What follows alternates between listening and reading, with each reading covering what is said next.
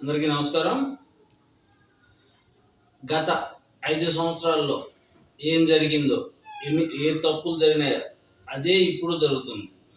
YCP గవర్నమెంట్లో 5 సంవత్సరాల క్రితం ఏం తప్పులు చేశారో ఎమ్మెల్యే గారు మళ్ళీ అదే రిపీట్ ఇప్పుడు కూడా ఫ్రెష్గా చేస్తున్నారు. అప్పుడు పెన్షన్లు పంచడానికి ఫోజులు ఇచ్చేవాళ్ళు, ఊరు ఆడ తిరిగి అక్కడక్కడ ఫోజులు తిరిగేవాళ్ళు.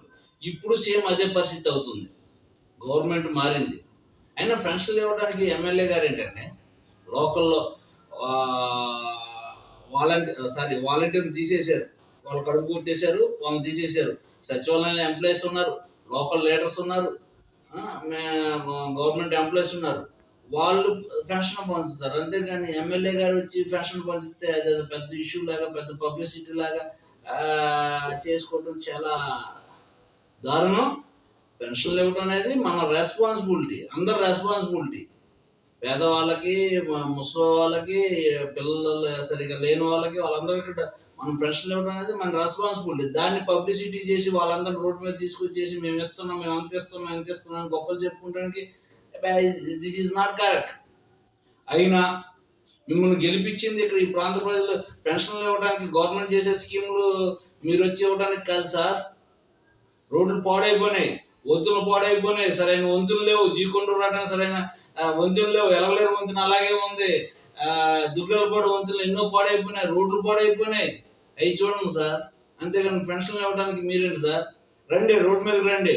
రోడ్డు మీదకి వచ్చి రోడ్ల వెనకాల తిరిగితే ఆ రోడ్ల పరిస్థితి ఎలా ఉందో తెలిసింది మీకు.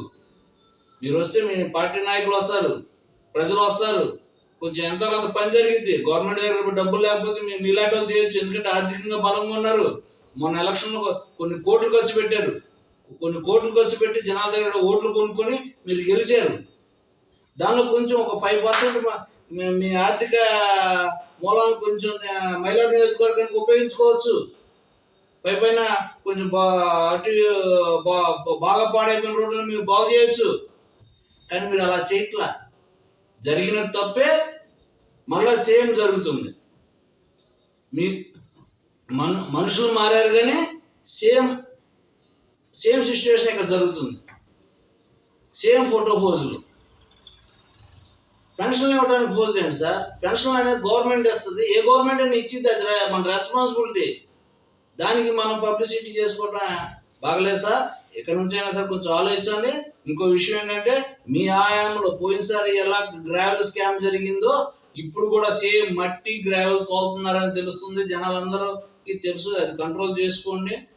సహజ వనరుల దోపిడీ ఆపే ఏర్పాటు చేయండి.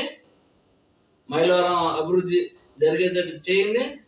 అయ్యా తెలుగుదేశం నాయకులు, మీరు కూడా ఆలోచించండి. స్థానికులు మీరంతా, ఎమ్మెల్యే గారు అంటే ఇప్పుడు ఉమా గారికి టికెట్ ఇవ్వలేదా మన నియోజకవర్గానికి? కనీసం కనెక్ట్ చూడట్లా. ఈయన కూడా రేపు అంతే టికెట్ ఇవ్వడం కనెక్ట్ చూడరు. కానీ మీరు స్థానికులు, మన ప్రాంత సమస్యలు మీకు తెలుసు. ఎమ్మెల్యే గారికి చెప్పి ఆ సమస్యలు ఎంత పరిష్కారం చేసి ఏర్పాటు చేయమని కోరుతున్న తెలుగుదేశం నాయకుల్ని, అలాగే కూటమి నాయకులారా, మీరు తోకలాగా ఆయన వెనకాల తిరగడం కాదు. మీ పార్టీని మీరు డెవలప్ చేసుకోండి. ఇవాళ ఉన్న ఫ్రెండ్షిప్ రేపు ఉంటుందో లేదో తెలీదు. మీ నాయకులు కాపాడుకోండి, మీ పార్టీని డెవలప్ చేసుకోండి. అంతేగాని ఆ తోకలాగా తిరిగేసి ఏదో అనుకుంటే ఉపయోగం లేదు. ఆయనతో పని చేయించుకోండి. మన ప్రాంతానికి ఎంతో కొంత ఉపయోగపడేటట్టు చేయండి. ఇవన్నీ చేసి కొంచెం ప్రజానికానికి అందరూ, తెలుగుదేశం కూటమి నాయకులు అందరూ కలిసి, లోకల్ నాయకులు ముఖ్యంగా ఎమ్మెల్యే గారితో పని చేయించుకొని మైలాడు ప్రాంతం అభివృద్ధి అయ్యేటట్టు కృషి చేయవలసిందిగా కోరుతూ సెలవు తీసుకుంటున్నాను.